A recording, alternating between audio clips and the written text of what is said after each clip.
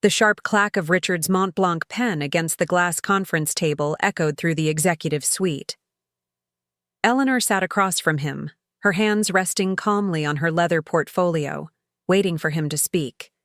The silence between them had stretched into its own language after 4 decades of marriage, tense, hollow, final. Morning light streamed through the floor-to-ceiling windows behind him, illuminating the Chicago skyline and highlighting the silver at his temples, every line on his face that she had once traced with affection. He wouldn't look at her directly. When he finally spoke, his voice was clinical, detached, as if dictating notes to a subordinate rather than addressing his wife of 40 years. Before we jump back in, tell us where you're tuning in from, and if this story touches you, make sure you're subscribed, because tomorrow I've saved something extra special for you. I've decided to file for divorce. Marion and I want to start fresh. Eleanor didn't flinch. The sentence needed no elaboration or emphasis. It was weighty enough to collapse the foundations she had built her life upon. Marion, his executive, assistant of 3 years, 32 years old to Eleanor's 63. She didn't ask why. She didn't plead or argue. She simply uncrossed her legs, straightened her navy blazer, the one he'd once complimented her on during their anniversary dinner, and stood up with the dignified poise that had carried her through decades of corporate dinners, charity, galas, and countless moments of swallowing her own ambitions to uplift his. "I see," she said, her voice steadier than her heartbeat. "I assume you've already spoken with your lawyers?" Richard nodded, finally meeting her eyes with something like relief in his gaze. Perhaps he'd expected tears, recriminations, a scene. Eleanor Caldwell had never been one for scenes. That was what he'd valued once, her composure, her ability to handle any situation with grace. Now that same quality seemed to irritate him, as if her strength somehow diminished his announcement. "You'll be taken care of," he said, reaching for a folder on the table. "The settlement is generous." Eleanor didn't touch the papers. "I'll have my own lawyers review whatever you're proposing." As she gathered her purse and turned to leave the conference room, his conference room, in the headquarters of Meridian Technologies, the company they had built together from a startup in their garage to a Fortune 500 corporation, she caught his expression in the reflection of the glass wall. Not regret, not sorrow. Relief. 40 years of partnership, of raising 2 children, of weathering market crashes and celebrating IPOs, of building an empire together, reduced to a folder, of settlement papers and the back of his head as he returned to his email. In the privacy of the elevator, Eleanor pressed the button for the lobby with a perfectly manicured finger that betrayed no tremor. The doors closed silently, and she watched the floor numbers decrease. 48, 47, 46, each one a step away from the life she had believed was solidly hers. By the time she reached the ground floor, her mind had already begun calculating, strategizing, planning her next move. She nodded politely to the security guard who held the door for her. "Have a good day, Mrs. Caldwell." Soon she would no longer be Mrs. Caldwell. The thought should have devastated her. Instead, it triggered a flicker of something unexpected. Possibility. Eleanor slid into the back seat of her waiting town car, instructed her driver to take her home, and only then allowed herself to look at her reflection in the window. She saw not a discarded wife, but a woman with clear eyes, straight shoulders, and 4 decades of business acumen that Richard had consistently underestimated. "The Grandhurst, please, David," she said to her driver, changing her mind. Not home, not yet. She needed to see her old friend Catherine, the only person besides her children who had known her before she became Mrs. Richard Caldwell. As the car pulled away from the gleaming Meridian Tower, Eleanor felt something cracking inside her. Not her heart, which had been fracturing in small ways for years, but the shell of compliance and compromise she had constructed around herself. It was time to remember who Eleanor Winters had been before she became Eleanor Caldwell. At the elegant Grandhurst Hotel, Catherine Zhao was waiting in the intimate tea room, exactly where she always sat for their monthly meetings. Corner. Table facing the door, a pot of jasmine tea already steeping. At 70, Catherine had the energy of a woman decades younger, her sharp bob of silver hair framing an even sharper intellect.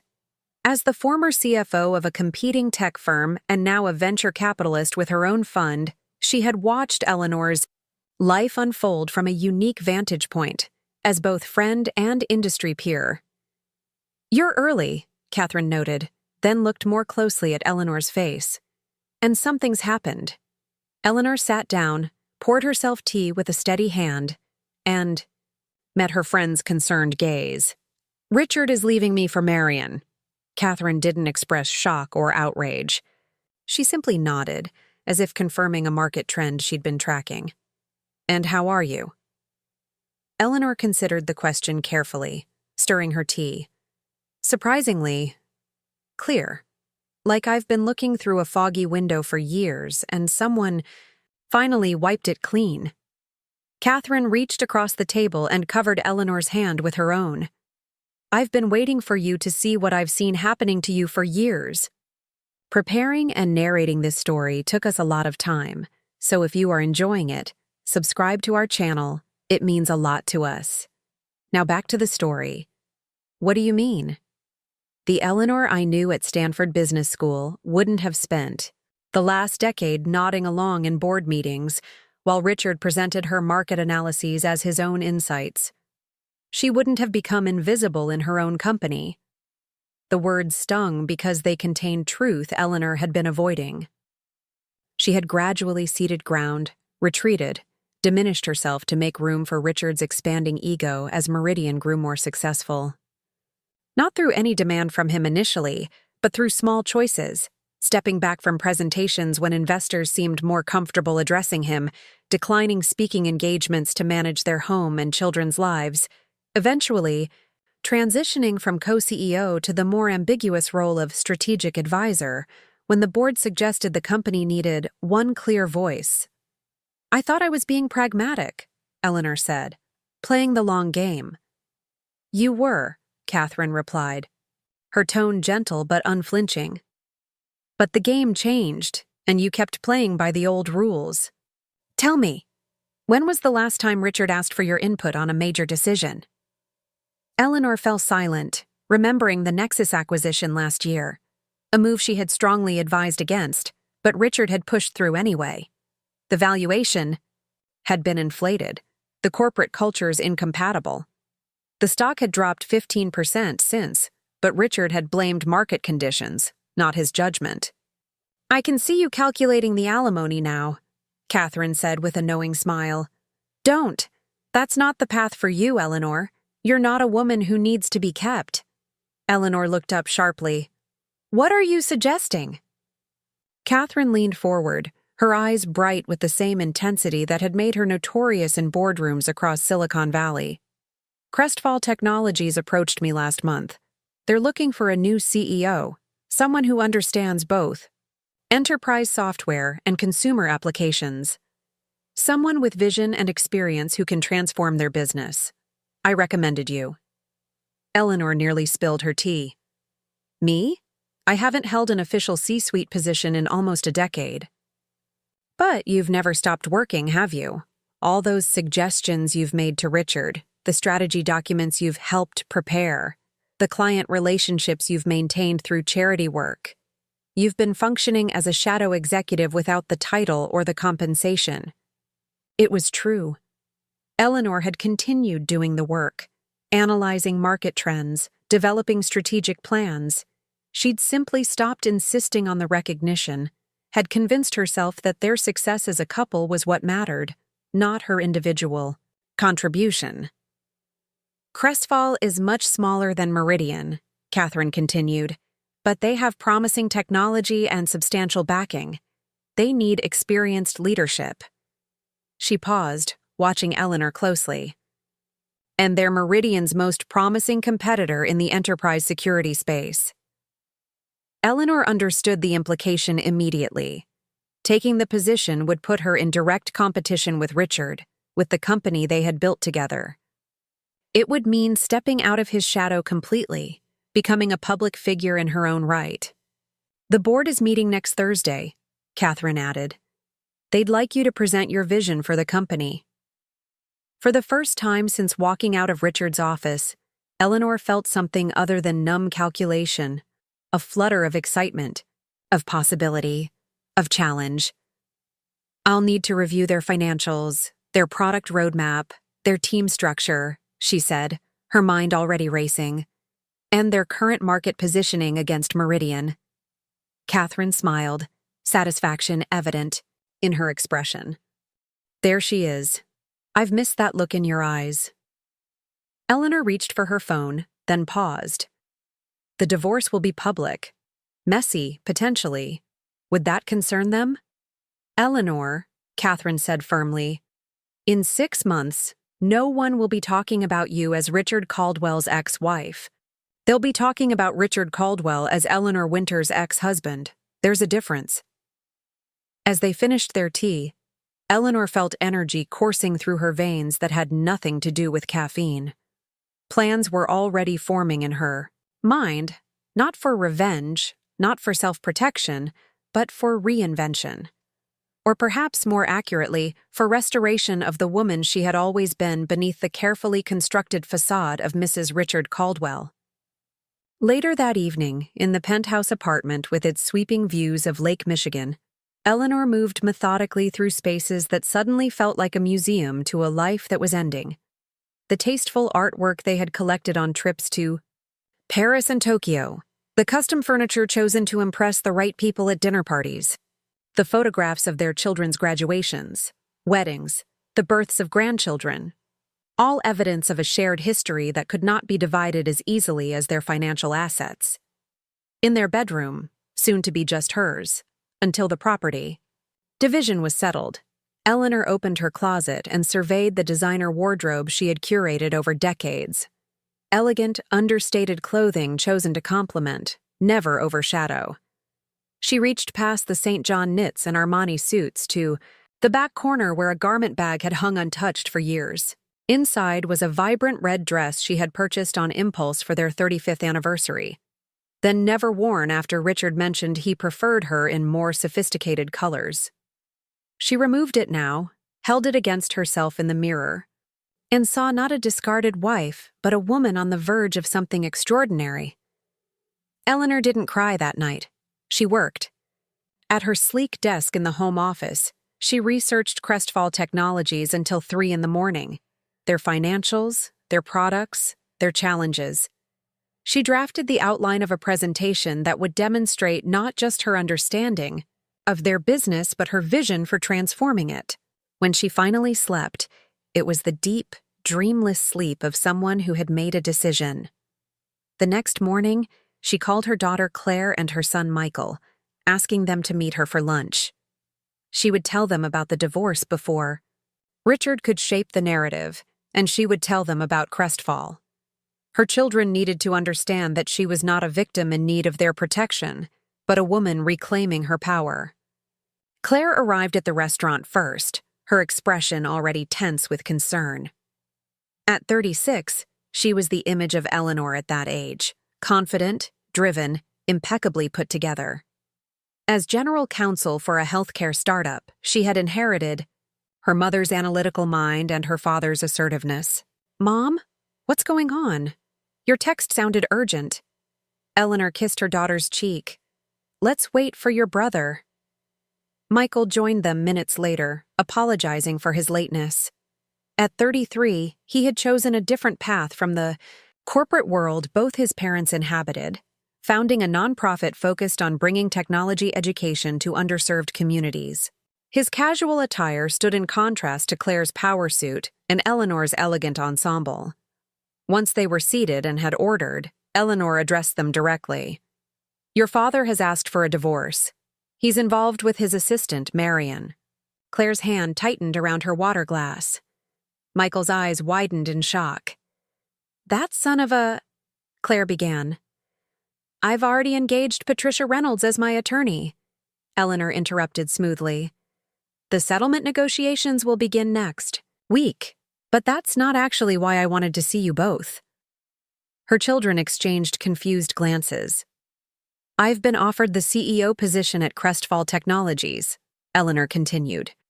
I'm presenting to their board next Thursday, and if all goes well, I'll accept the position. Silence fell over the table, both her children staring at her with expressions that shifted from confusion to astonishment. Crestfall, Dad's biggest competitor in the enterprise space? Michael clarified. Eleanor nodded. The very same. Claire leaned forward, a slow smile spreading across her face. Mom, that's absolutely brilliant. It's not about revenge, Eleanor clarified, though she appreciated her daughter's fierce loyalty. It's about reclaiming my own expertise and ambitions. I helped build Meridian from nothing. I understand that market better than almost anyone. And Crestfall has some truly innovative technology that's being underutilized. Michael studied her with thoughtful eyes so like her own. How long have you been planning this? The divorce or the career move? The first was Richard's surprise. The second. She paused. The opportunity presented itself yesterday, but I think I've been preparing for it for decades without realizing it. Over lunch, Eleanor shared more details about the technologies Crestfall was developing, about her vision for positioning the company, about the challenges she anticipated. As she spoke, she watched her children's expressions transform from concern to interest to genuine excitement. They asked insightful questions, offered perspectives from their own professional experiences, engaged with her not as their mother in need of comfort, but as the formidable businesswoman she had always been. When lunch concluded, Michael hugged her tightly. Dad's making the biggest mistake of his life, he whispered, and Crestfall is about to make the best decision of theirs. Claire's embrace was equally fierce. Do you need anything from us? Moral support at the board presentation? Someone to review your contract? Eleanor smiled, touched by their immediate rally to her side. Just your understanding. This is going to be a very public transition, both the divorce and my new position, if I get it. There will be speculation, gossip. Richard may not react well. Let him react however he wants, Claire said with a dismissive wave of her hand. We know who built Meridian alongside him. We remember Mom working in the home office until midnight during those early years, planning the product roadmap while also making sure we had costumes for the school play. As they parted ways outside the restaurant, Eleanor felt a warm certainty settling in her core. Whatever happened with Crestfall, she had already won something more valuable than any corporate position. She had reclaimed her children's view of her as a whole person, not just their father's supportive wife. The week before the board presentation passed in a blur of focused preparation. Eleanor declined Richard's request to meet with both sets of lawyers, instructing Patricia to handle the initial negotiations without her presence. She cleared her social calendar of the charity events and committee meetings that had filled her days. She even postponed her standing weekly call with her grandchildren, promising extra FaceTime the following week. Every waking hour was dedicated to preparing for the Crestfall opportunity. She reached out to former colleagues from Meridian's early days, gathering insights about Crestfall's culture and challenges from industry insiders. She analyzed financial reports, customer reviews, and product specifications with the same meticulous attention she had once given to Meridian's. Catherine provided introductions to two key board members, giving Eleanor the chance to understand their concerns and priorities before the formal presentation. Her old friend also arranged for a discreet shopping appointment with a personal stylist. Your presentation needs to be impeccable, Catherine advised, and so does your appearance, not as Richard Caldwell's elegant wife, but as Eleanor Winters, tech executive. The stylist helped Eleanor select a wardrobe that signaled authority, vision, and confidence, including a precisely tailored suit in the same vibrant red as the anniversary dress she had never worn. Standing in front of the mirror in the boutique dressing room, Eleanor barely recognized herself. The woman who gazed back at her seemed taller somehow, her eyes brighter, her presence more commanding. "This is who you've always been," the stylist commented, adjusting the jacket's sleeve. "The clothes are just catching up to the woman." The night before the presentation, Eleanor received an unexpected call from Richard. She considered letting it go to voicemail, but decided against avoidance.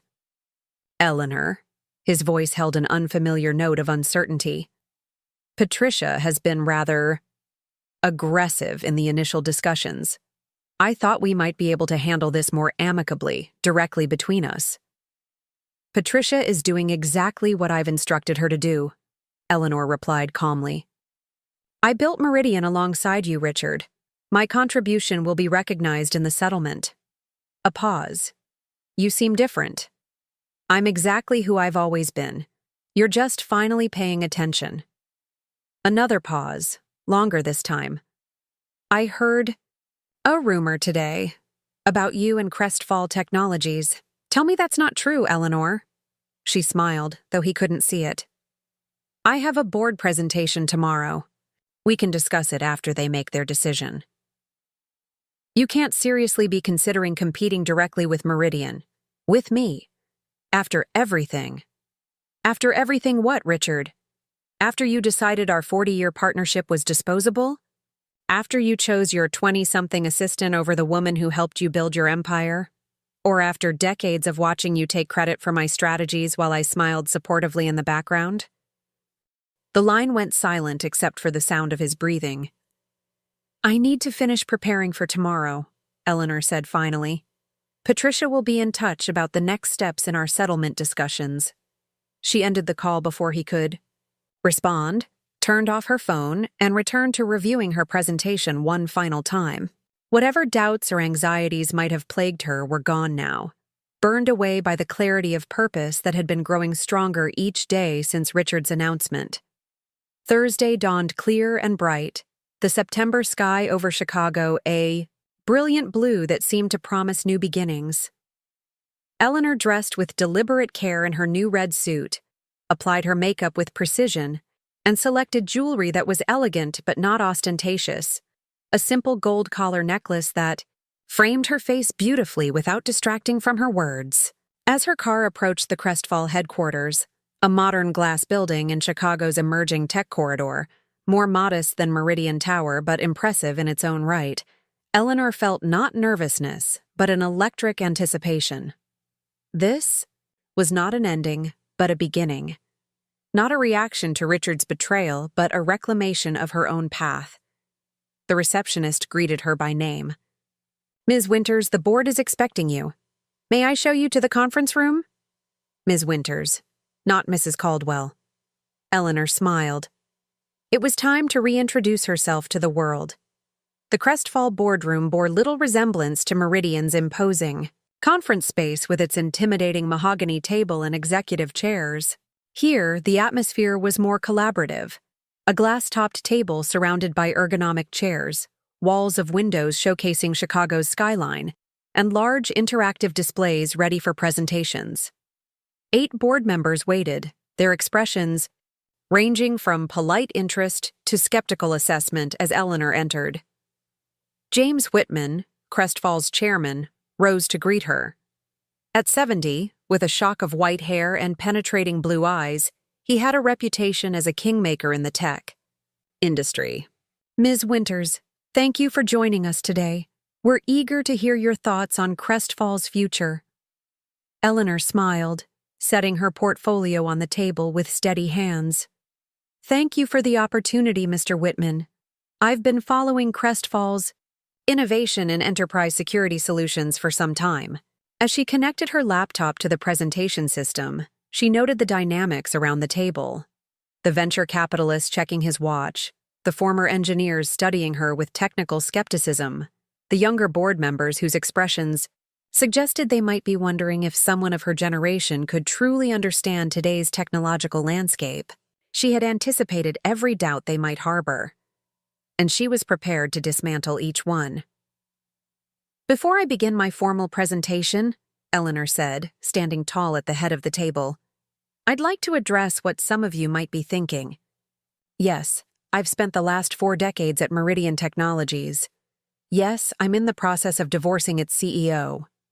And yes, I'm 63 years old in an industry that often worships youth over experience. A few uncomfortable shifts around the table confirmed her assumptions. None of those facts are relevant to my vision for Crestfall, except one: my intimate understanding of this market, its evolution, and where the opportunities lie that your current competitor has consistently failed to recognize.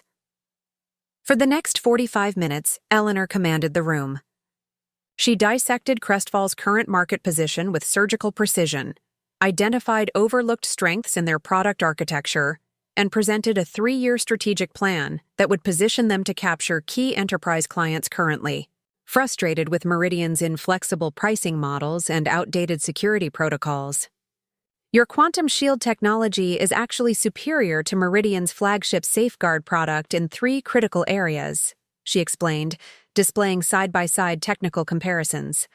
But your marketing has focused on features rather than outcomes, speaking in technical language that procurement officers don't prioritize when making decisions. Eleanor moved through the presentation with the confident authority of someone who had been observing from the inside for years. She named specific Meridian clients who were vulnerable to being poached, outlined a reorganization of Crestfall's sales approach based on industry verticals rather than geographical regions, and presented financial projections that were ambitious, but meticulously supported by market analysis. As she concluded, Eleanor didn't ask for the position. Instead, she posed a challenge. Crestfall has revolutionary technology, but conventional vision. You've been trying to compete with Meridian on their terms. Incremental improvements, feature matching, price undercutting. That's a race to the bottom. I'm proposing we change the game entirely, positioning Crestfall not as a competitor but as the future Meridian hasn't recognized yet. She closed her laptop and looked around the table, meeting each board member's gaze directly. I'm not interested in leading a company that aims to be slightly better than my former one. I'm interested in transforming this industry. The question isn't whether I'm the right CEO for Crestfall as it exists today, but whether Crestfall is ready to become what I envision. Silence hung in the room for a beat before James Whitman let out a surprised laugh. That's quite a gauntlet to throw down, Ms. Winters. Eleanor, please, she replied with a confident smile. And it's not a gauntlet, it's an invitation. The questions that followed were sharp, probing, occasionally skeptical. Eleanor answered each one with the deep industry knowledge that came from decades of experience, never defensive, never overcompensating. When she didn't know an answer, she said so directly, then explained how she would find that information and what factors would inform her decision-making process. 2 hours after she had entered the boardroom, Eleanor shook hands with each member as they filed out for a private deliberation. James Whitman was the last to leave. Whatever our decision, he said, that was the most impressive presentation I've seen in this room. Eleanor thanked him and gathered her materials, neither overly humble nor presumptuous. As the door closed behind him, she allowed herself one deep breath, not of relief, but of satisfaction. Regardless of their decision, she had spoken. Her truth had fully inhabited her expertise and vision without dimming her light to make anyone else comfortable. That alone was victory. She was escorted to a private waiting area with expansive views of the city. Chicago sprawled below, a city she had known intimately through decades of business and philanthropy.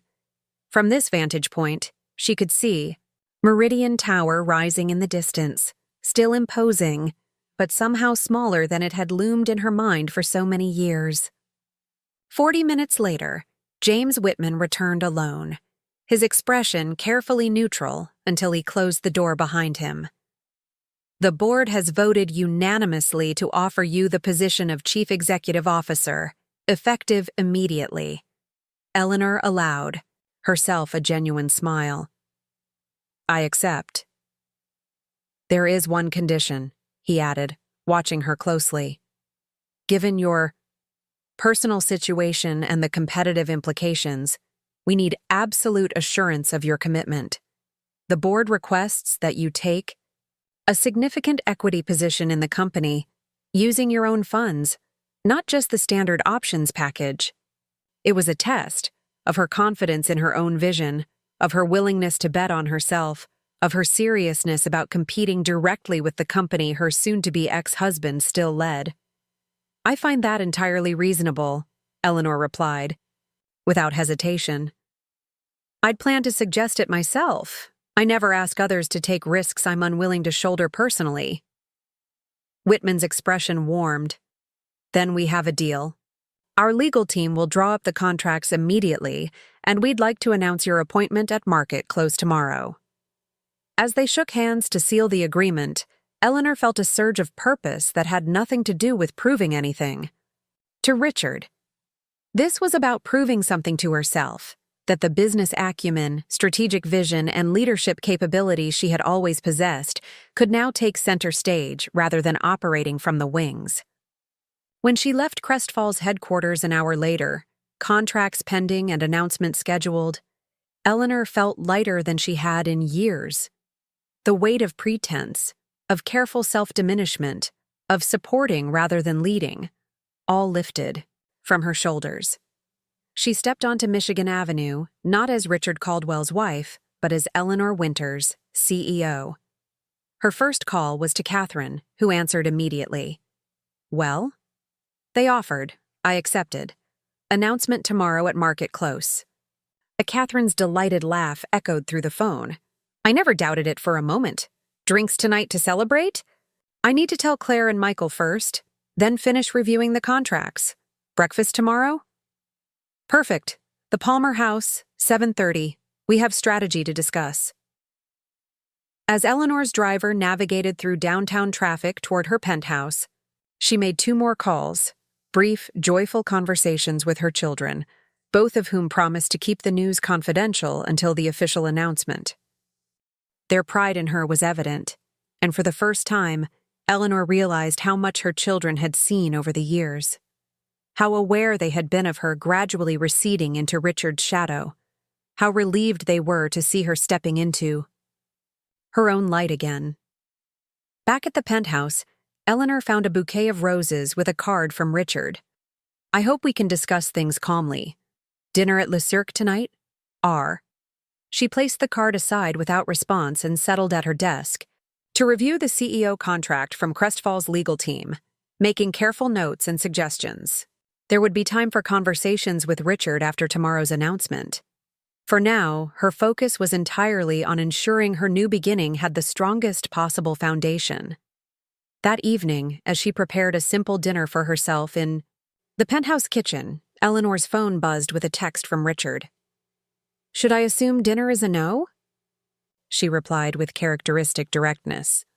"Yes, I'm otherwise engaged tonight.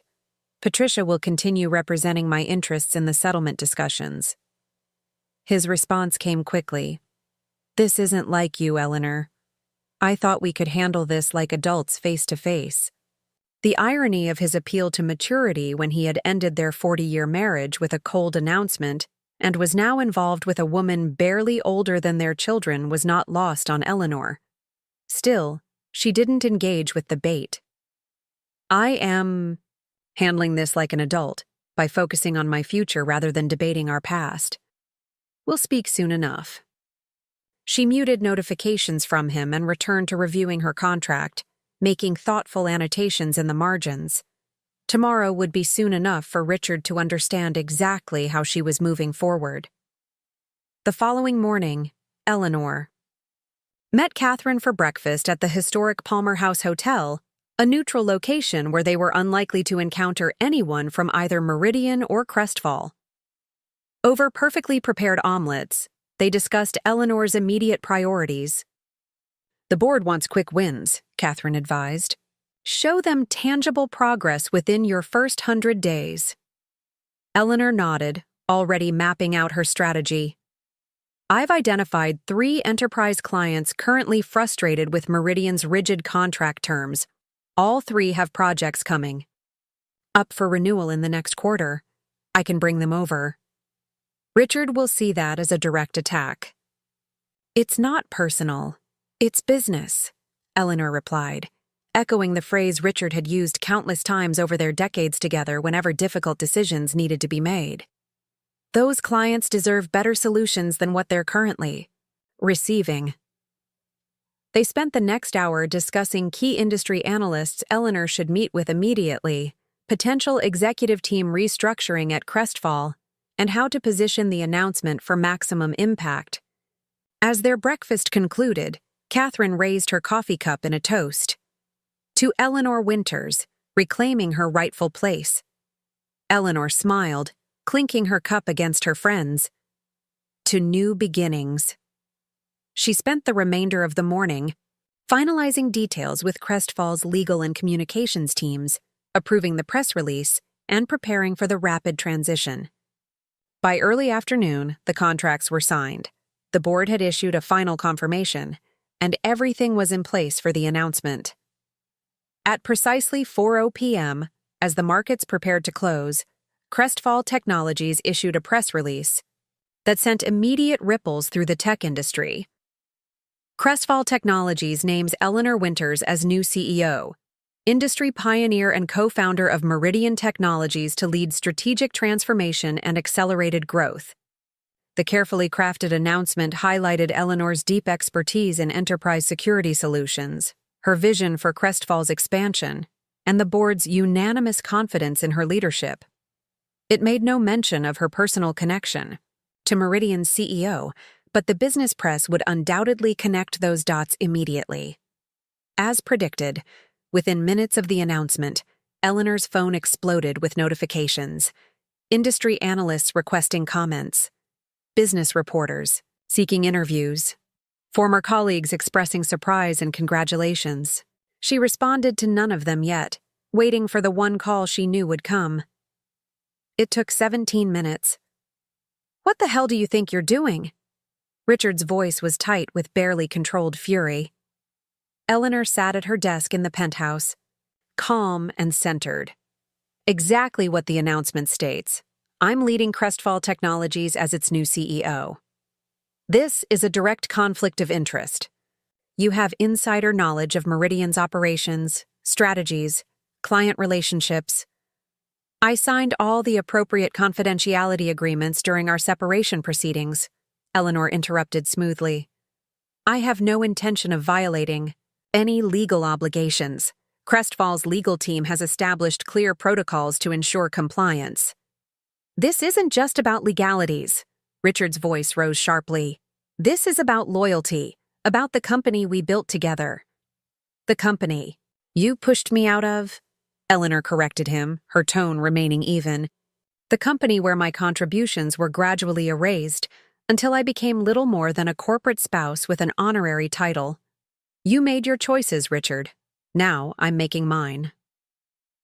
The silence on the other end of the line stretched for several seconds. The board will never stand for this, he finally said, his voice colder now. They'll see it as the vindictive act it is. The Meridian board serves at the pleasure of the shareholders, Richard. And perhaps you've forgotten that I remain one of the largest individual shareholders, with Claire and Michael holding significant stakes as well. Another lengthy pause. When Richard spoke again, his tone had shifted to something almost pleading. Eleanor, be reasonable. This will complicate everything. The divorce settlement, our public image, the children's position. I'm being entirely reasonable, she replied. I'm pursuing a professional opportunity perfectly aligned with my expertise and vision. As for our public image, you sacrificed that the moment you decided to leave your wife of 40 years for your 32-year-old assistant. The children are adults who fully support my decision. She could almost hear him calculating his next move, weighing threats against appeals. We could have handled this differently, he finally said. If I had just what? Richard accepted the settlement quietly, retreated into comfortable obscurity as the discarded first wife, found meaning in charity work and grandchildren while you built a new life with Marion.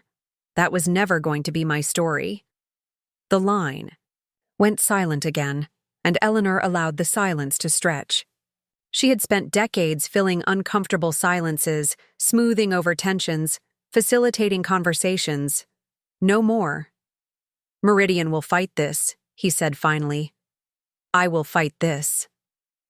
I would expect nothing less, Eleanor replied with genuine calm. Competition drives innovation. May the best leadership prevail. She ended the call before he could respond, and turned her attention to the flood of other messages waiting for her response. The business press would be hungry for comments, and Eleanor intended to control the narrative from the start. Working with Crestfall's communications team, she scheduled 3 strategic interviews for the following day, with the Wall Street Journal for business credibility, with TechCrunch for industry insight, and with Chicago Business for local impact.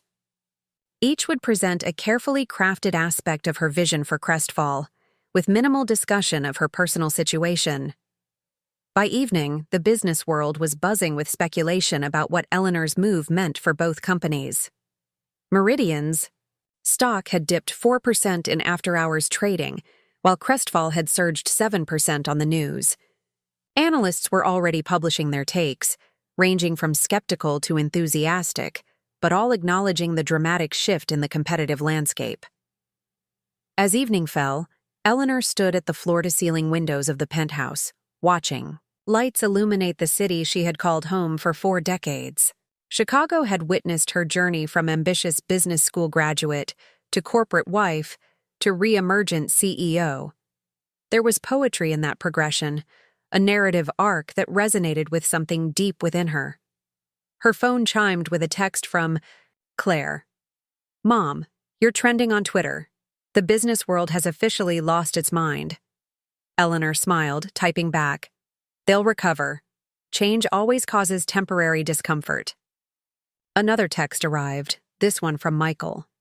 Dad just called me, trying to understand what happened. I told him he should have been paying attention for the last 10 years. Her son's loyalty warmed her heart, but Eleanor was careful in her response. We're all finding our way through this transition. Your father and I will sort out our differences professionally. As she prepared for bed that night, Eleanor felt none of the anxiety that might have been expected before her first day as CEO. Instead, she experienced a profound sense of alignment. As if after years of contorting herself to fit into spaces too small for her abilities, she was finally standing at her full height, breathing deeply, occupying the exact role she was meant to fill. Morning arrived with a flurry of activity. Eleanor rose early, dressed in another of her new power suits, a deep emerald that brought out the gold flecks in her hazel eyes, and was driven to Crestfall's headquarters for her first official day as CEO. The security guard greeted her by name as she entered, presenting her with her new access credentials. Congratulations on the appointment, Ms. Winters. As Eleanor rode the elevator to the executive floor, she reflected on how different this felt from her gradual marginalization at Meridian. There, her access had been restricted incrementally, over years, first excluded from certain executive meetings, then removed from key decision-making committees, until she found herself with a beautiful office but diminishing influence. At Crestfall, the executive suite was modest compared to Meridian's opulence, but it hummed with energy and purpose. The staff had gathered in the open collaborative space, awaiting their first meeting with their new leader. Eleanor recognized the mix of curiosity, uncertainty, and hope in their expressions, the natural response to unexpected change. Rather than retreating to the CEO's office to summon people individually, Eleanor stepped into the center of the gathered employees. Good morning, she began, her voice clear and confident. I'm Eleanor Winters, and as you know, today is my first day as Crestfall's CEO. I could give you a formal speech about vision and strategy, but I'd rather begin by listening. I want to hear from you. What makes Crestfall special? What challenges you face? What opportunities you see that haven't been fully explored? For the next hour, Eleanor facilitated an open discussion, demonstrating her leadership style through action rather than declaration. She asked insightful questions, acknowledged concerns without defensiveness, and took meticulous notes. When technical issues arose, she didn't pretend expertise she didn't possess, but instead asked clarifying questions that revealed her quick grasp of complex concepts. By the time the impromptu town hall concluded, the tension in the room had transformed into cautious optimism. Eleanor had established herself not as a figurehead brought in for industry connections or a symbolic rival to Meridian, but as a substantive leader with both vision and pragmatism. "I'll be meeting with each department over the coming days," she concluded. "My door is open, my mind is open, and I expect yours to be as well. We have extraordinary potential here, and I intend for us to realize it together." As the staff dispersed, James Whitman approached with an approving nod. Not the typical first-day approach. "I've seen too many new executives arrive with predetermined solutions to problems they don't yet understand," Eleanor replied. "I know this industry inside and out, but Crestfall's specific culture and challenges require direct engagement, not assumptions." "The board made the right choice," Whitman said simply.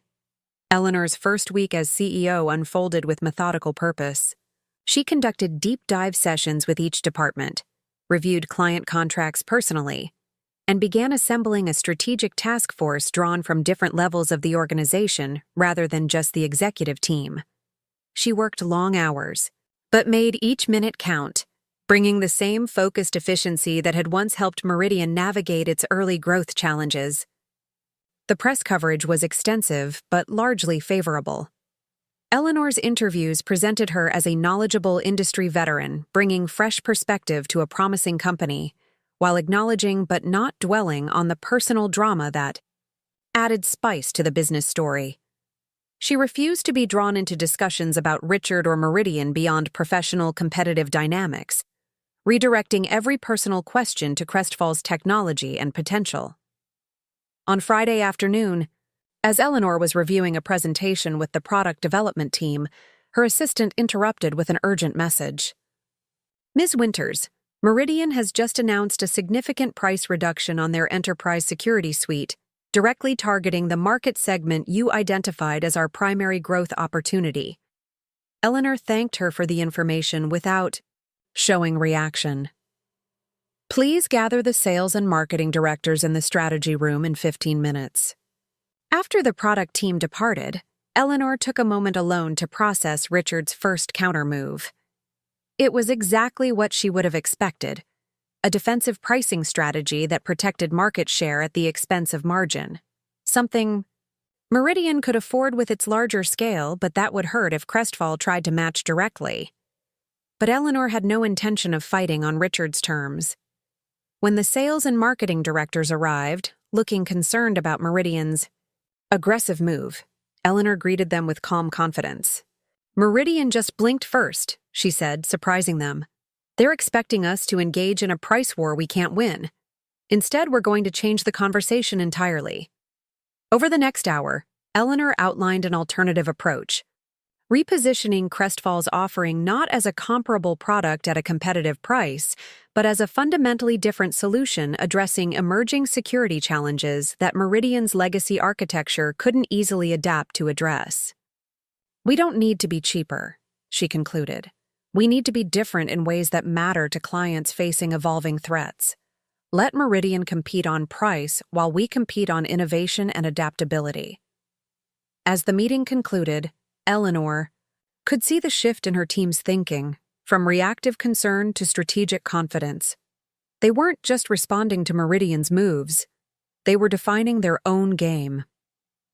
That evening, as Eleanor left Crestfall's offices after her first week as CEO, she felt a profound sense of accomplishment, unlike anything she had experienced in years. Not because everything was solved. Challenges abounded, and Richard's aggressive response was likely just the beginning, but because she was fully engaged, fully present, fully herself. As her car navigated toward the penthouse, Eleanor's Phone chimed with a message from an unexpected source. Marion, Richard's assistant turned partner. Richard hasn't slept in days. He's obsessed with counter strategies against Crestfall. I've never seen him like this. I thought you should know. Eleanor considered the message thoughtfully. It wasn't gloating or threatening, just information, perhaps offered as an olive branch, perhaps as a warning. Either way, it confirmed what Eleanor already knew. Richard had underestimated her once. He wouldn't make that mistake again. She typed a simple reply. Thank you for letting me know. Please encourage him to rest. Business is business, but health matters more. As the car pulled up to her building, Eleanor stepped out with renewed energy rather than end-of-week exhaustion. The weekend ahead would be filled with strategy development and preparation for her second week at Crestfall, but she embraced the work with enthusiasm. For the first time in decades, her efforts would bear her own signature, not be subsumed into Richard's narrative. The doorman greeted her warmly. Good evening, Ms. Winters. Congratulations on your new position. My daughter showed me the article about you in TechCrunch. Said you were, and I quote, total boss goals. Eleanor laughed, genuinely delighted by the unexpected comment. Thank your daughter for me. That might be the most meaningful review I've received all week. As she rode the elevator to the penthouse, Eleanor reflected on how quickly her world had transformed. Just 2 weeks ago, she had been Mrs. Richard Caldwell, supportive spouse and background figure. Now she was Eleanor Winters, CEO and emerging industry force, not reinvented but restored to herself. The journey had just begun, and challenges lay ahead. Richard would marshal Meridian's considerable resources against her. Industry skeptics would watch for any misstep. Crestfall's board would expect rapid results. But for the first time in decades, Eleanor was living fully in her own story, not as a secondary character in someone else's. And that made all the difference. 3 weeks into Eleanor's tenure as Crestfall's CEO, the transformation was already visible. The formerly subdued headquarters now pulsed with a renewed energy that visitors noticed immediately. Conference rooms, once named after geographic locations, had been rechristened with inspirational themes: innovation, resilience, horizon, breakthrough. The symbolic gesture reflected Eleanor's broader vision, reframing the company's identity from regional competitor to industry pioneer. Eleanor had established a ruthlessly efficient rhythm. She arrived each morning at 7, conducted a brief stand-up meeting with her executive team at 8, then dove into the day's priorities with laser focus. Her calendar was meticulously structured: client engagement on Mondays, product development on Tuesdays, strategic planning on Wednesdays, market expansion on Thursdays, and organizational development on Fridays. Every minute counted. Every meeting had clear objectives. Every decision moved Crestfall forward. Today was Wednesday, Strategy Day, and Eleanor had assembled her newly formed Horizon team, a cross-functional group of innovators drawn from different levels of the organization. They gathered not in the executive boardroom, but in the breakthrough room, walls covered with whiteboards and digital displays showing market analyses, competitor movements, and emerging technology trends. Meridian just announced their quarterly results, Eleanor began, bringing up the financial highlights. They exceeded revenue projections by 2%, but missed on new client acquisition. The market reacted positively, but there's vulnerability in these numbers. She magnified a specific section of the report. Their growth is coming from upselling existing customers, not capturing new market share. That suggests defensive strategy rather than expansion.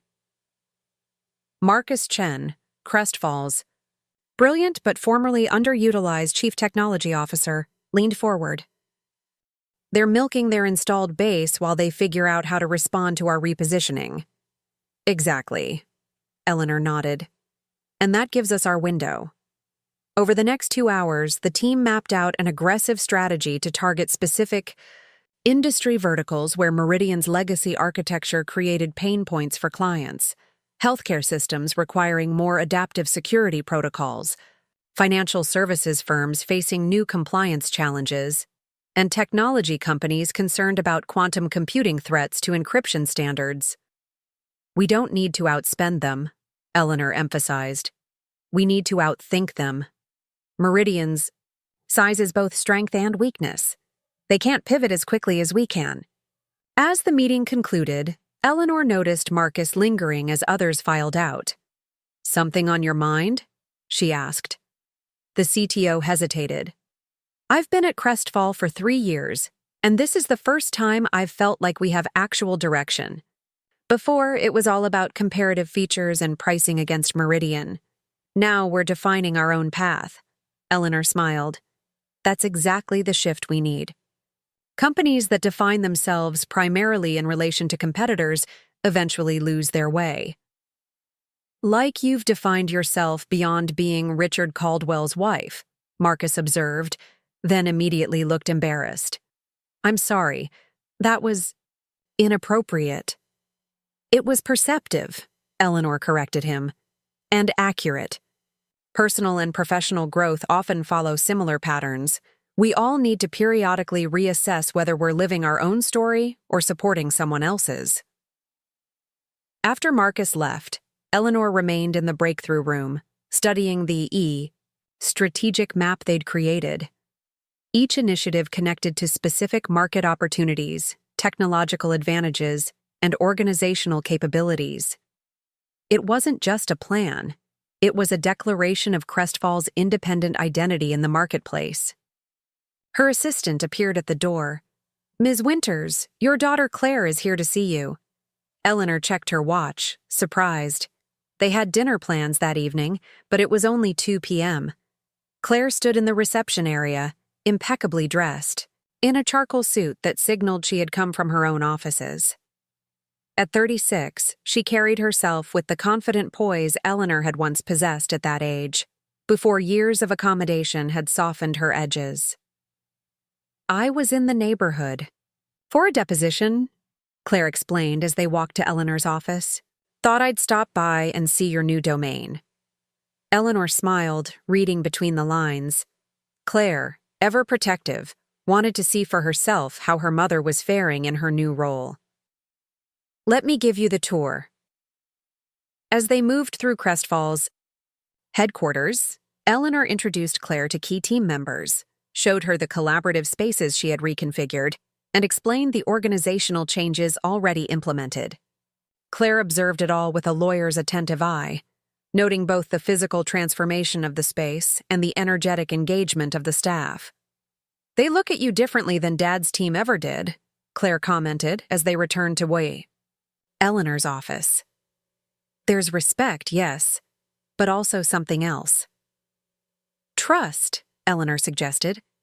"I've been transparent about our challenges and clear about our direction. People respond to authenticity." Claire settled into a chair across from her mother's desk, studying the office thoughtfully.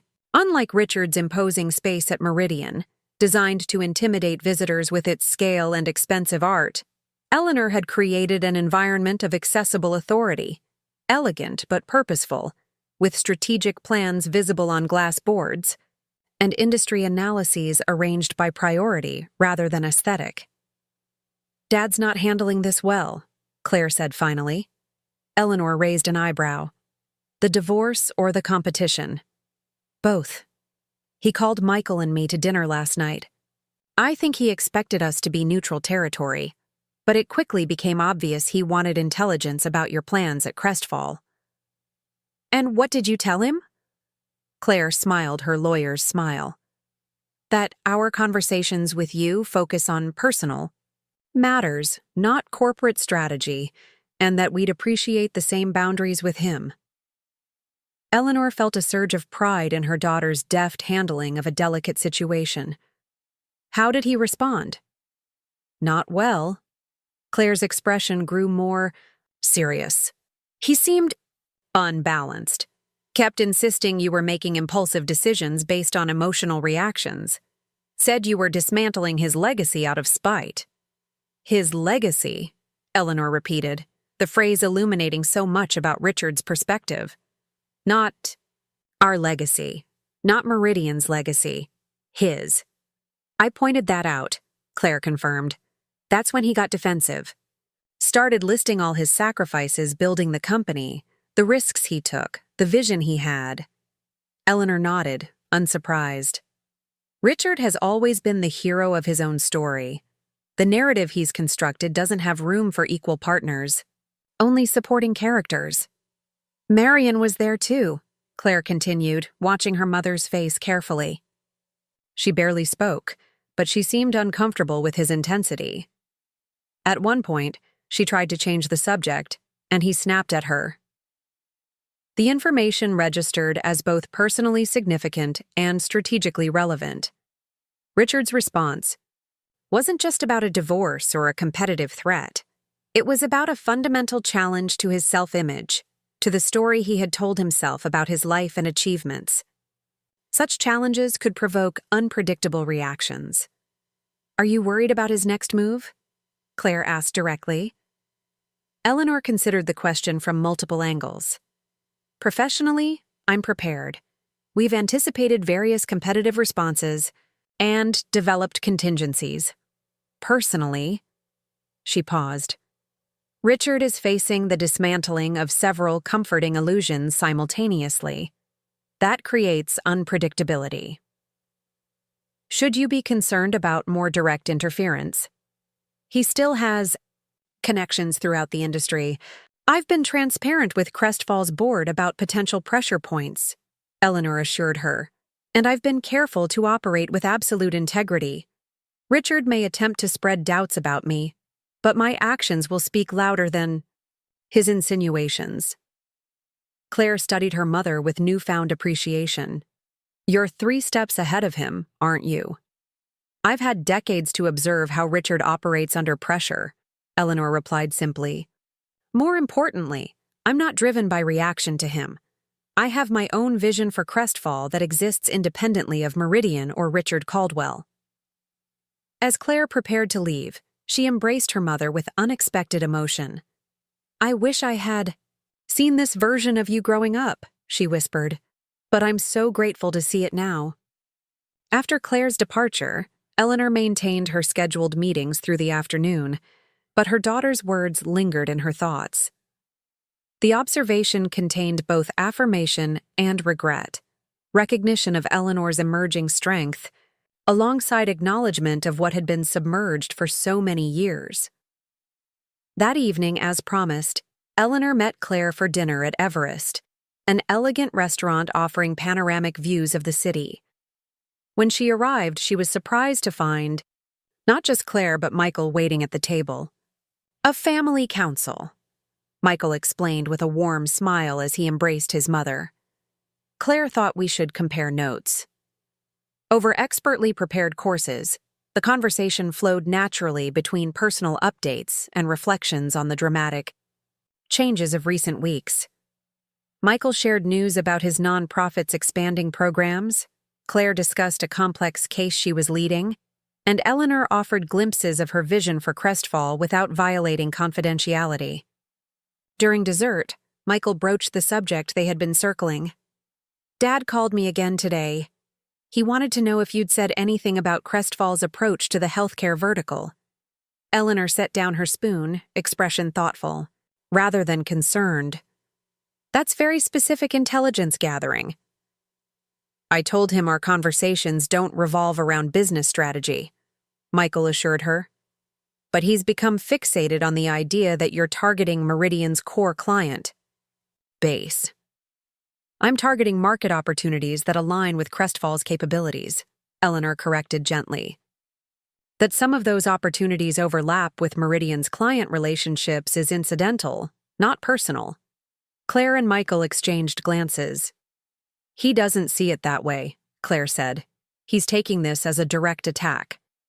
Eleanor considered this information carefully. Richard has always personalized business competition. It's both strength and weakness. He fights passionately, but sometimes loses perspective. We're concerned about how far he might go, Michael admitted.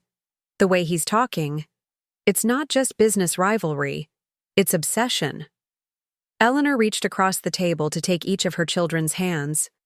I appreciate your concern, but please don't worry unnecessarily. Richard is facing a challenging transition, personally and professionally. His reactions are predictable, if not entirely rational. There's something else, Claire added hesitantly. Marion reached out to me privately after the dinner. She's worried about him, said he's barely sleeping, constantly checking Crestfall's stock performance, and becoming increasingly volatile. This information gave Eleanor pause. As Richard's partner, Marion had the closest view of his current state, and her concern carried weight. I'll be careful, Eleanor promised, but I won't be intimidated away from leading Crestfall effectively. That wouldn't serve anyone, not the company, not its employees, not its shareholders. As they prepared to leave the restaurant, Eleanor embraced her children again, her voice warm with affection. I'm so proud of both of you. How you've navigated these changes, how you've maintained boundaries while showing compassion to your father. You are the greatest achievement Richard and I share. Later that evening, as Eleanor reviewed documents in her penthouse, her phone buzzed with a text from a blocked number. He's planning something. Watch the Johnston account. M. The message's brevity and specificity left little doubt about its sender. Marion was warning Eleanor about a specific vulnerability. The Johnston Medical Systems account, one of Meridian's largest healthcare clients, and a perfect target for Crestfall's new security approach, tailored to medical data protection. Eleanor considered the ethical implications carefully. Using information provided by Richard's partner raised questions of propriety, even if Marion had volunteered it without solicitation. Yet ignoring a concrete warning about potential interference would be irresponsible to Crestfall. After thoughtful consideration, Eleanor called James Whitman, Crestfall's chairman. James, I've received information suggesting Meridian may be taking extraordinary measures regarding the Johnston account. I want to be transparent about both the warning and its source. She explained the text's origin and content, then added, I won't act on this directly, as the information came through inappropriate channels. However, I believe we should ensure our approach to Johnston remains above reproach. Whitman was silent for a moment before responding. Your integrity is exactly why the board selected you, Eleanor. I'll alert our legal team to be vigilant about any unusual maneuvers without revealing the specifics of your warning. The following morning, Eleanor convened an emergency meeting with her sales director and legal counsel. Without revealing the source of her concern, she outlined potential scenarios they should prepare for regarding major healthcare accounts, particularly Johnston. Meridian may attempt to lock clients into extended contracts with punitive exit clauses, spread misinformation about our capabilities, or even suggest that my past association with Meridian creates conflicts of interest for clients considering Crestfall, she explained.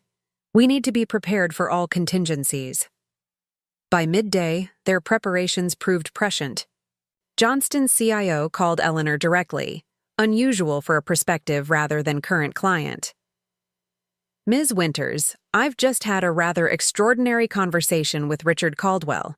He suggested that your knowledge of Meridian's security architecture might compromise patient data if Johnston were to switch providers. He implied there could be legal implications. Eleanor maintained perfect composure despite the blatant attempt at intimidation. Dr. Reeves, I appreciate you bringing this to my attention. I've been meticulous about respecting all confidentiality obligations since leaving Meridian. More importantly, Crestfall's security architecture is built on entirely different technological principles from Meridian's legacy systems. She paused, then added, I'd be happy to arrange a meeting with our legal team and security architects to address any specific concerns you might have.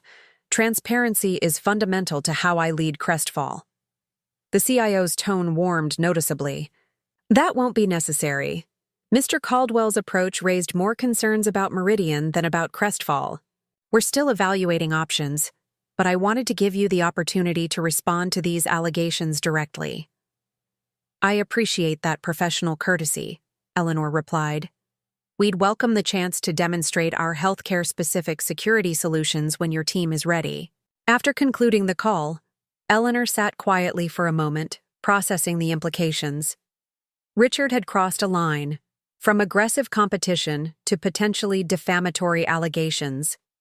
The move revealed both desperation and a fundamental misreading of how such tactics would be perceived by sophisticated clients. Eleanor called her legal counsel immediately. Prepare a formal letter to Meridian's board. We need to document Richard's conversation with Johnston and request assurance that such tactics will not be repeated. The letter would serve multiple purposes: creating a record of the incident, signaling to Meridian's board that their CEO was potentially exposing the company to legal risk, and demonstrating to Richard that Eleanor would respond to inappropriate tactics firmly but professionally.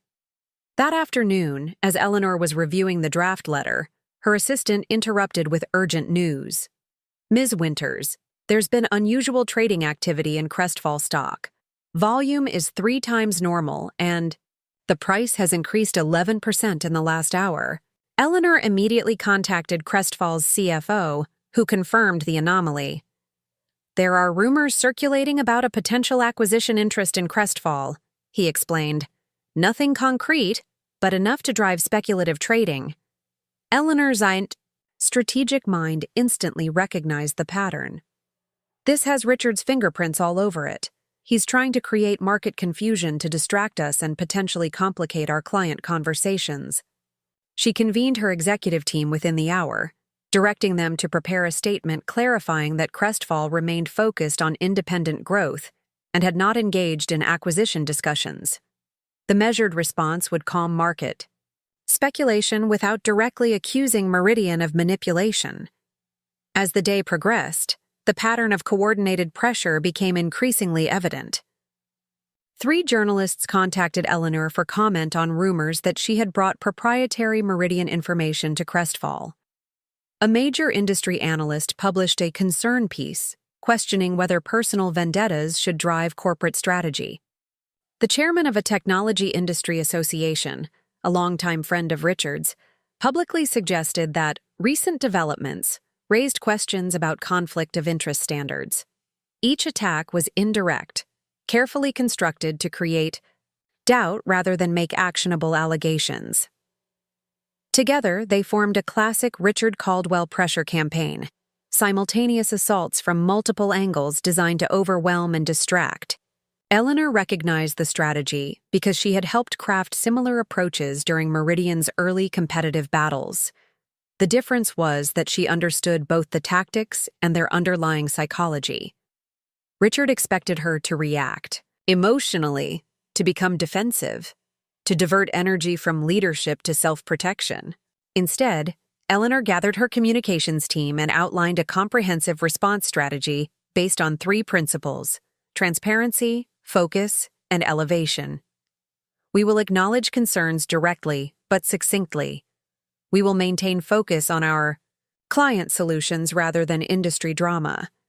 And we will elevate the conversation to substantive issues rather than personal conflicts, she instructed.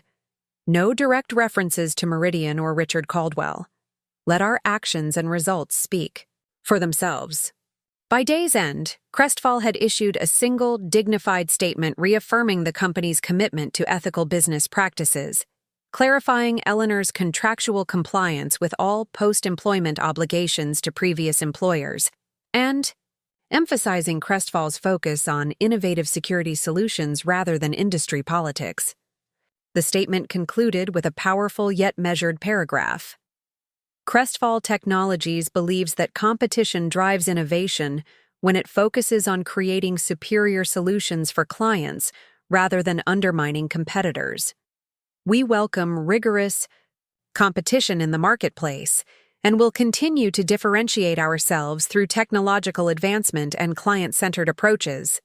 As Eleanor left the office that evening, exhausted but satisfied with the day's crisis management, she found Catherine waiting in her car. I thought you might need friendly reinforcement after today's barrage, Catherine explained as Eleanor slid into the passenger seat. I've instructed your driver to take the evening off. We're having dinner at my place. No business talk allowed. Eleanor laughed, genuinely appreciative of her friend's perception and support. How did you know? Richard's fingerprints were all over today's theatrics, Catherine replied. I've watched his playbook for decades. Catherine's elegant townhome offered a sanctuary from the day's tensions. Over a simple but perfectly prepared meal, they spoke of everything except business. Books they'd recently read, an exhibition at the Art Institute, Catherine's plans for a hiking trip to New Zealand. The conversation restored Eleanor's perspective, reminding her that her identity extended far beyond corporate battles. As they lingered over dessert, Catherine finally breached the subject they'd been avoiding. You handled today beautifully, she observed. The old Eleanor would have worked through the night crafting individual responses to each attack. Eleanor nodded, acknowledging the truth in her friend's observation. I've learned that responding to every provocation only validates the provocateur's importance. Better to focus on your own path. A lesson Richard never mastered, Catherine noted. He's always defined himself in opposition, fighting competitors, critics, regulations, limitations. That mindset served him well in building Meridian, Eleanor acknowledged fairly. But it's the exhausting way to live. Everything becomes personal. Every setback an attack. Every challenge a battle. Speaking of personal, Catherine ventured, how are you really doing with all this? Not Crestfall's CEO, but Eleanor? The question pierced through professional composure to the human experience beneath. Eleanor considered it thoughtfully. I'm discovering parts of myself that were dormant for years, she said finally. Not new aspects, but familiar ones I'd set aside. The strategist, the innovator, the leader who makes decisions without checking whether someone else approves. She smiled reflectively. There's grief in realizing how much of myself I gradually surrendered. But there's tremendous joy in reclamation. Catherine raised her wineglass in a toast. To reclamation, then, and to the adventures still ahead. When Eleanor returned to her penthouse late that evening, she found another text from the blocked number. Board members Lawson and Chen questioning his judgment. Emergency Executive Committee meeting tomorrow. M. Again, Marion was providing insider information about Meridian, this time suggesting that Richard's aggressive tactics were raising concerns among board members. The implications were significant both personally and professionally. Eleanor sent a simple reply. Thank you. Please be careful. She understood the risk Marion was taking. If Richard discovered his partner was communicating with Eleanor, the personal repercussions would be severe. Yet something was driving Marion to establish this clandestine channel. Perhaps concern for Richard's well-being, perhaps self-preservation, as she witnessed his increasingly erratic behavior. Rather than immediately strategizing how to use this information, Eleanor took time to reflect on the human dynamics at play. Richard was facing simultaneous challenges to his personal narrative and professional identity. His response, attacking on multiple fronts, mobilizing allies, attempting to control the story, revealed both his insecurity and his tenacity. As someone who had known him intimately for 40 years, Eleanor recognized the pattern. When Sayyibai threatened, Richard became more aggressive, more controlling, more determined to assert dominance. It was the approach that had helped him build Meridian from startup to industry leader, but it was also the quality that had gradually transformed their partnership into hierarchy. Tomorrow would bring new challenges, new tactical decisions, new opportunities to lead Crestfall forward. But tonight, Eleanor allowed herself to acknowledge the complex emotions beneath the corporate maneuvering, not to indulge them, but to recognize their presence and prevent them from unconsciously influencing her judgment. As she prepared for bed, Eleanor noticed the red dress still hanging in her closet, the one she had nearly worn for their 35th anniversary before Richard's casual dismissal. She removed it from the garment bag, studying it thoughtfully. The vibrant color symbolized so much about her journey: the passion she had muted, the visibility she had diminished, the full-spectrum existence she had narrowed to fit someone else's preferences. With decisive movements, Eleanor packed the dress in a donation bag along with other clothes that represented her former life. These weren't bad memories to be discarded, but outdated versions that no longer served her evolving identity. Someone else would give these garments new life, just as she was creating hers. Tomorrow, Crestfall would announce its innovative healthcare security platform, directly challenging Meridian's dominance in that lucrative sector. The competitive landscape would continue to shift. Richard would likely escalate his countermeasures. The business press would breathlessly chronicle the corporate drama. But tonight, Eleanor Winters slept peacefully, centered in her reclaimed identity, focused on creation rather than reaction. The path ahead would not be easy, but it was undeniably hers. 6 months into Eleanor's leadership of Crestfall Technologies, the company was unrecognizable from the tentative competitor it had once been. Quarterly results had exceeded projections by 17%. The stock price had risen steadily, despite market volatility. Most significantly, Crestfall had secured contracts with 5 major enterprise clients previously loyal to Meridian, including the coveted Johnston Medical Systems account. Today marked another milestone: the official unveiling of Crestfall's new headquarters.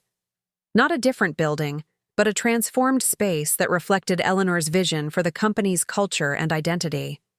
The formerly conventional office layout had been reimagined into collaborative zones, innovation labs, and flexible meeting spaces designed to foster both creativity and focus. Eleanor moved through the space before the official opening ceremony, appreciating subtle details: walls of living plants bringing nature indoors, digital displays showcasing real-time progress toward company goals, comfortable seating areas where cross-functional teams could exchange ideas. The environment embodied her leadership philosophy: transparency, collaboration, and purpose-driven innovation. James Whitman joined her on this final walkthrough, his expression reflecting both pride and vindication.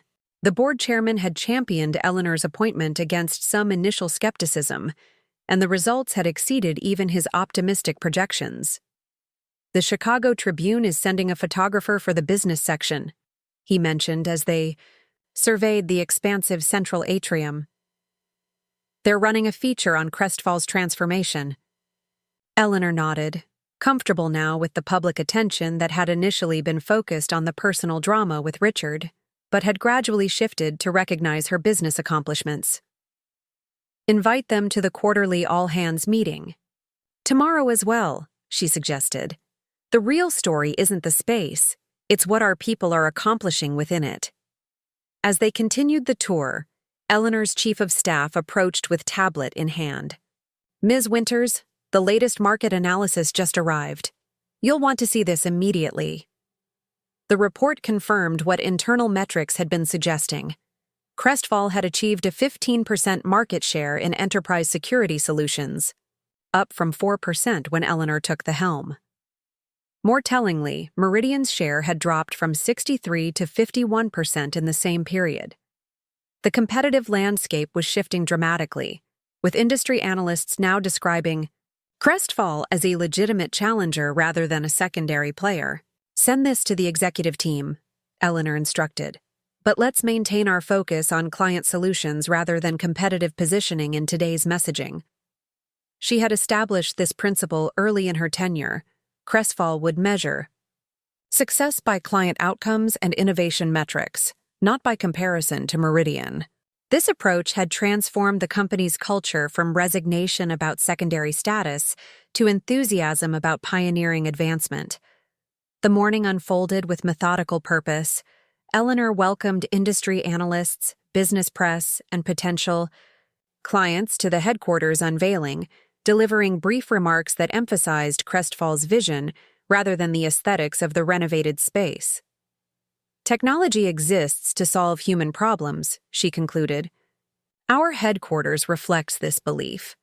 We've designed an environment where collaboration accelerates innovation, where barriers between teams are minimized, and where the focus remains squarely on developing solutions that matter.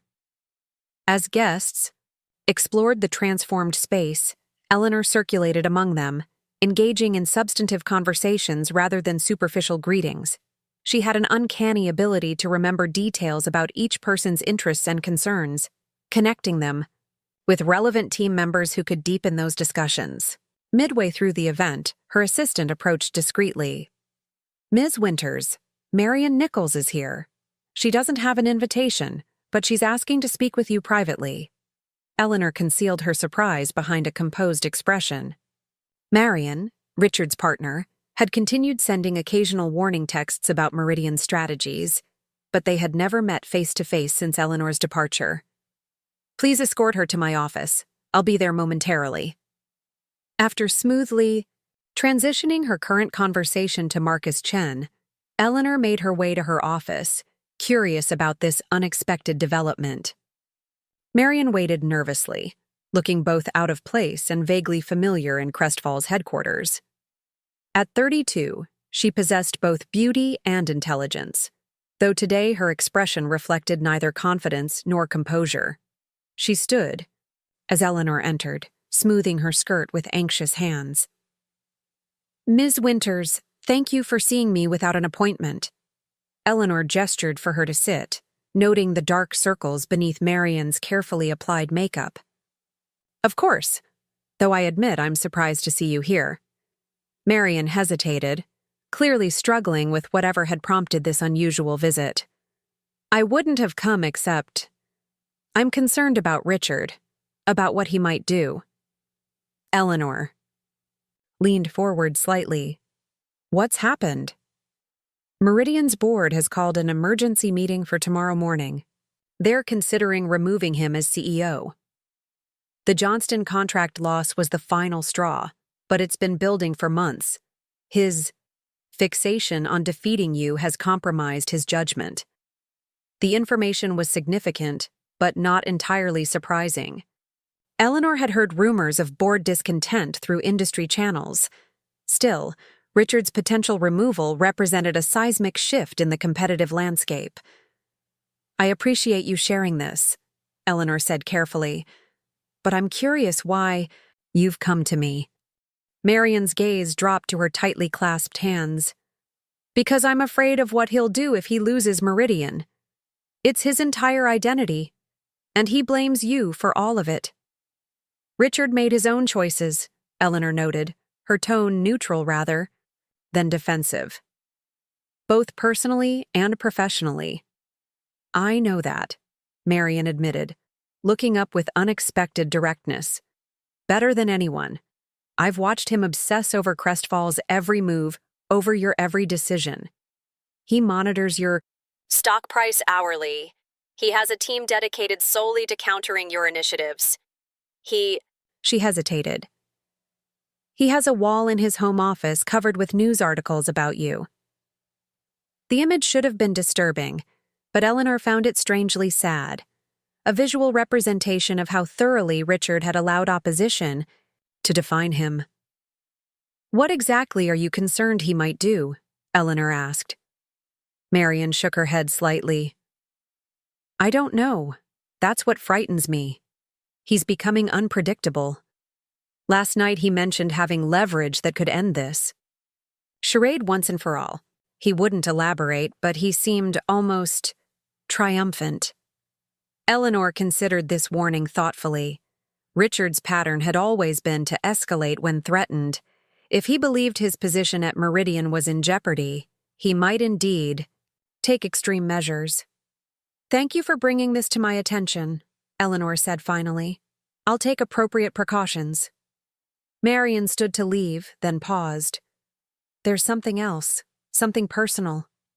She seemed to struggle with herself before continuing. "He never saw you." "Not really. I realize that now. Working with him, seeing how he operates. He doesn't truly see anyone beyond how they serve his narrative. The observation was surprisingly insightful, reflecting a depth of perception Eleanor hadn't anticipated from the younger woman. "Even you?" she asked gently. Marion's smile held no joy. "Especially me. I'm learning that lesson rather late." She straightened her shoulders with visible effort. "You seem different than the woman I met at Meridian functions. Stronger, more present." "Not different," Eleanor corrected. "Restored." After Marion departed, Eleanor remained in her office briefly, processing the unexpected conversation. The warning about Richard's potential actions required immediate attention. She contacted Crestfall's security and legal teams, alerting them to possible escalation without revealing the source of her concern. When she returned to the headquarters unveiling, Eleanor maintained her engaged, confident presence despite the potential threat looming. Years of experience had taught her to compartmentalize effectively, addressing risks without becoming consumed by them. The remainder of the day unfolded successfully, with industry coverage of the headquarters redesign universally positive. Analysts particularly noted how the physical transformation symbolized Crestfall's broader evolution under Eleanor's leadership, from conventional competitor to innovative disruptor. That evening, as Eleanor prepared to leave, Catherine arrived to take her to a celebratory dinner. Their friendship had only deepened during Eleanor's transition, with Catherine providing both personal support and strategic counsel. "Another triumph," Catherine declared as they settled into her car. "The business press is positively gushing about Crestfall's renaissance." Eleanor smiled, but her expression remained thoughtful. "I had an unexpected visitor today. Marion came to warn me that Richard might be planning something dramatic. Apparently, Meridian's board is meeting tomorrow to consider removing him as CEO." Catherine absorbed this information with characteristic acuity. "That would shatter his self-image completely. Richard without Meridian is like a monarch without a kingdom." "Exactly my concern," Eleanor agreed.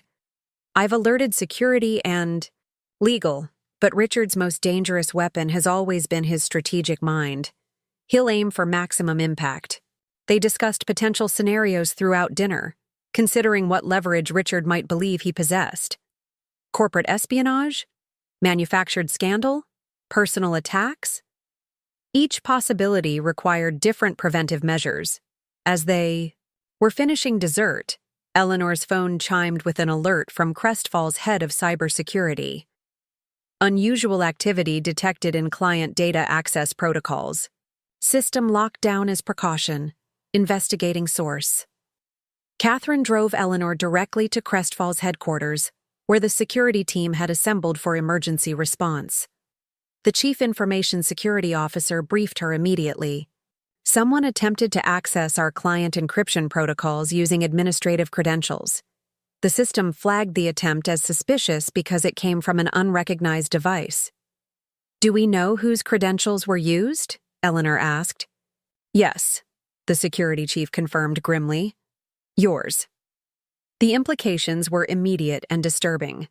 Someone had attempted to use Eleanor's authentication to access Crestfall's most sensitive client data, a breach that could devastate client trust and potentially violate regulatory requirements. "Full security audit," Eleanor directed without hesitation. "Lock down all systems. Contact affected clients with transparent communication about the attempted breach and our response, and prepare for possible media inquiries." As the team mobilized, Eleanor's phone rang with an unknown number. Something prompted her to answer rather than letting it go to voicemail. "Hello, Eleanor." Richard's voice carried a disturbing combination of tension and triumph. "Having an interesting evening?" Eleanor signaled to her security team to trace the call while responding calmly. "Richard, I assume you're calling about the attempted breach of Crestfall's systems." "Attempted?" His tone sharpened. "Interesting choice of word. Our security protocols are considerably more robust than you seem to believe," Eleanor replied evenly. The only system accessing client data tonight is the audit recording the failed intrusion attempt. A beat of silence revealed Richard's surprise at this information. When he spoke again, his voice had hardened. You always were methodical about contingency planning. What exactly did you hope to accomplish? Eleanor asked, genuinely curious about his reasoning.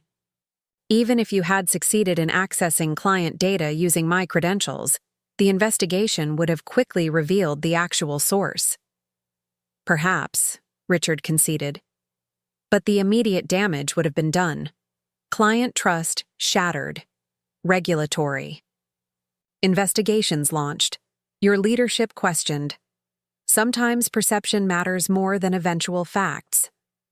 His casual admission of attempted corporate sabotage confirmed both Marion's warnings and Eleanor's own assessment of his deteriorating judgment. The Richard she had known, ruthlessly competitive but fundamentally ethical in business matters, would never have crossed this line. You need help, Richard, she said quietly. This isn't who you are. His laugh held no humor. That's where you're wrong. This is exactly who I am when everything is stripped away. You just never saw it because you were too busy playing the supportive wife. The deliberate cruelty of the comment revealed his desperate state more clearly than any threat could have. Eleanor refused to engage with the personal attack. I've already alerted the appropriate authorities about the attempted breach, she informed him. I strongly suggest you consult legal counsel immediately. She ended the call without waiting for his response, then turned to her security team. Were you able to trace it? Yes, the chief confirmed. Call originated from his home address. Eleanor nodded, processing this confirmation. Document everything. We'll need comprehensive evidence for both the board and potentially law enforcement. E.T. The next several hours passed in focused crisis management. Eleanor worked alongside her security and communications teams to contain the incident, notify appropriate regulatory bodies, communicate transparently with clients, and prepare for potential public disclosure. By dawn, the immediate technical threat had been neutralized, with forensic evidence clearly documenting the attempted intrusion. Eleanor had just finished briefing Crestfall's executive team when James Whitman arrived, having cut short a business trip to London. I've spoken with our major shareholders, he reported. They're fully supportive of your handling of the situation. The board is unanimous in backing whatever steps you deem necessary. Eleanor appreciated the vote of confidence but remained focused on the broader implications. This goes beyond Crestfall now. Richard attempted to compromise client data for competitive advantage. That's potentially criminal. Before Whitman could respond, Eleanor received an urgent call from Claire. Mom! Her daughter's voice carried uncharacteristic alarm. Dad just called Michael in a state of complete agitation. He's talking about leaving the country, about being framed. Michael's trying to calm him down, but I thought you should know. Where is he now? Eleanor asked, immediately concerned about Richard's mental state. At their penthouse. Marion called security because she was worried about his behavior. Michael's headed there now. Eleanor made a swift decision. Tell Michael I'll meet him there. Your father needs intervention before he makes his situation worse. After briefing Whitman on the development, Eleanor headed to the penthouse she had once shared with Richard, now his residence with Marion. The situation had escalated beyond corporate rivalry into personal crisis, and despite everything, Eleanor couldn't simply stand by while Richard self-destructed. When she arrived, security personnel were stationed outside the door, with Michael engaged in tense conversation with them. His expression registered surprise and relief at Eleanor's appearance. Mom, they won't let me in. Dad's refusing to open the door even for me. Eleanor approached the security supervisor. I'm Eleanor Winters, Richard's former wife. May I speak with whoever is inside? The supervisor hesitated. Ms. Nichols is the only one responding, ma'am. Mr. Caldwell has barricaded himself in the home office and is refusing to communicate. Please let Ms. Nichols know I'm here, Eleanor requested. I believe she'll allow me to enter." Minutes later, Marion opened the door, her face pale with strain. "He's not rational," she warned as she admitted Eleanor and Michael. "He destroyed his phone after some call early this morning, and he's been alternating between rage and complete withdrawal since." The penthouse that had once been Eleanor's carefully maintained home now showed signs of chaos. Papers scattered across surfaces, a shattered vase by the entryway, discarded coffee cups testifying to a sleepless night. "Where is he?" Eleanor asked. Marion gestured toward the closed door of the home office. "In there. He's been talking to himself for the past hour. Something about evidence and betrayal." Eleanor approached the office door with Michael close behind her. She knocked firmly. "Richard, it's Eleanor. We need to talk." Silence followed, then a harsh laugh. "Come to witness the fall? Perfect timing." "I've come because our son is worried about you," Eleanor replied steadily, "and because there are better ways through this than whatever you're contemplating." Another pause, longer this time. Then the sound of furniture being moved. The door opened to reveal Richard, unshaven and disheveled, his expression a disturbing mixture of defiance and defeat. The sight shocked Eleanor despite her mental preparation. Richard had always been meticulously groomed, his physical appearance a carefully maintained element of his executive persona. This wild-eyed, rumpled figure bore little resemblance to the man who had dominated boardrooms and intimidated competitors. "Dad," Michael began, his voice gentle but firm. "Whatever's happened, we can work through it together." Richard's gaze remained fixed on Eleanor, ignoring their son completely.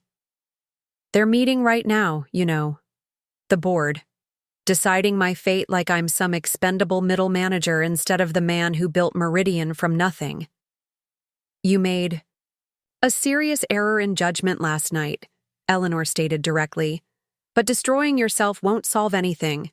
His expression contorted. "You did this. You took everything.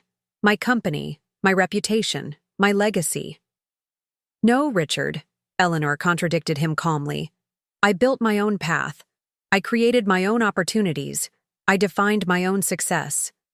That's what you can't accept, that my achievements aren't about you at all." Something in her words penetrated his agitated state. He stared at her as if truly seeing her for the first time in decades, his expression shifting from rage to bewilderment. "You're different," he said finally. "I'm who I always was," Eleanor corrected him. "You just never noticed." Michael stepped forward, placing a steadying hand on his father's shoulder. "Dad, we need to call your lawyer, then maybe a doctor. You haven't been yourself." Richard looked at his son as if just registering his presence. Some of the wild energy seemed to drain from him, replaced by exhaustion. He slumped into his desk chair, suddenly appearing older than his 65 years. "It's too late," he murmured. "I crossed a line." "Yes," Eleanor acknowledged without judgment. "But what matters now is how you proceed. Continuing down this path will only cause more damage. To Meridian, to yourself, to everyone who cares about you." As they spoke, Marion appeared in the doorway. "Richard," she said quietly, "your lawyer is on my phone. He says it's urgent." Richard took the phone with visibly trembling hands. The conversation was brief and one-sided, with Richard mostly listening. When he disconnected, his expression had transformed from defiance to something approaching shock. "The board voted unanimously," he said flatly. "Effective immediately, I am no longer CEO of Meridian Technologies." The silence that followed held the weight of decades, of identity shattered, of purpose revoked, of consequences finally manifesting after months of increasingly erratic behavior. Michael moved closer to his father, concern evident in his eyes expression. "This isn't the end, Dad. It's a transition." Richard didn't seem to hear him. He turned to Eleanor, his eyes hollow. "You've won. Completely." "This was never about winning or losing," Eleanor replied gently. That framework is what led you here.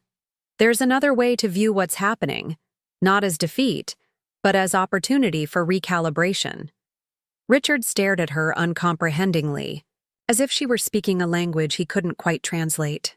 The man who had commanded rooms, dominated negotiations, and built an industry leader had been reduced to bewildered silence. Eleanor made a decision. This broken figure before her was not the adversary who had attempted corporate sabotage hours earlier, but the father of her children, the partner of her youth, a human being in profound crisis. Michael, she said quietly, could you and Marion give us a few minutes alone? After they reluctantly withdrew, Eleanor took the chair opposite Richard's desk, a position that symbolically returned them to that fateful day 6 months earlier when he had announced his intention to divorce her. Richard, she began carefully, what you attempted last night was wrong, legally and ethically. There will be consequences, but this moment doesn't have to define the rest of your life. He looked up, his expression a mixture of bitterness and confusion. What's left? Meridian was everything. That belief is precisely the problem, Eleanor observed. You became so identified with the company that you lost perspective on your larger identity. Meridian is an entity you created and led successfully for decades. But it was never the sum total of who you are. Richard stared at her, struggling to process this fundamental challenge to his self-conception. Do you remember why we started Meridian? Eleanor continued. It wasn't for power or status. It was because you saw a need for better security solutions. When businesses were first connecting to the internet, you wanted to solve problems that mattered. Some flicker of recognition crossed his face as she evoked their early days. That innovative thinker still exists, Eleanor pressed gently. That capacity to identify challenges and create solutions. Meridian became a vehicle for those qualities, but it didn't create them. They belonged to you. Richard's expression shifted, almost imperceptibly, moving from despair toward contemplation. Eleanor recognized the subtle change. She had redirected his thinking from what he had lost to what remained. The board is right to remove me, he admitted unexpectedly. I've been obsessed, losing perspective, making decisions based on beating you rather than building value. The acknowledgement represented the first step toward clarity after months of increasingly distorted thinking. What happens now? He asked, sounding genuinely lost. Legally, you'll need to cooperate fully with investigations into last night's attempted breach, Eleanor stated directly. Personally, I'd suggest taking time for reflection before making any decisions about your next steps. Richard nodded, slowly, some semblance of his analytical mind reasserting itself. I'll need to issue a statement about my departure from Meridian. Focus on your health and family, Eleanor advised. Let Michael and Claire help you navigate this transition. As she prepared to leave, Richard looked up at her with an expression she hadn't seen in years, one stripped of pretense, ambition, and calculation. Just a human being facing a profound reckoning. You really have transformed Crestfall, he said quietly. Not just its market position, its entire identity. Because I remembered my own, Eleanor replied simply. The aftermath unfolded with methodical precision. Richard agreed to resign from Meridian, citing health concerns, avoiding mention of the attempted breach. In exchange for his full cooperation with the investigation, criminal charges were ultimately avoided, though civil penalties and restrictions on future executive roles were imposed. 1 month after Richard's removal as CEO, Eleanor stood at the podium at the National Association of Women in Technology's annual conference, delivering a keynote address on authentic leadership. The audience represented a cross-section of the industry, from veteran executives to young women just beginning their careers. Transformation doesn't always announce itself dramatically, Eleanor told them, her voice carrying calm authority throughout the packed auditorium. Sometimes it arrives disguised as crisis. Sometimes it emerges through quiet realignment with your authentic self. But it always requires courage. The courage to rewrite narratives that no longer serve you, to reclaim aspects of yourself that you've delegated to others, to stand firmly in your own authority, even when voices around you suggest you should diminish your light. She paused, surveying the attentive faces before her. 6 months ago, I faced a crossroads that appeared to be about professional opportunity, but was actually about personal reclamation. The question wasn't whether I could lead a technology company effectively. I had already been doing that for decades, often without recognition. The real question was whether I would finally acknowledge my own capabilities without apology or qualification. The audience's silence reflected deep engagement with her message, particularly from younger women who recognized their own struggles in her words. The business press has characterized Crestfall's transformation as a remarkable turnaround story, Eleanor continued, but metrics like market share and stock performance tell only part of the truth. The deeper transformation has been cultural, creating an environment where innovation thrives because diverse perspectives are valued, where collaboration accelerates progress because artificial hierarchies have been dismantled, where purpose drives decisions because we remain connected to the human impact of our work. As she concluded her address, Eleanor offered a final observation that bridged personal and professional wisdom. Leadership isn't about position or title. It's about purpose aligned with authentic identity.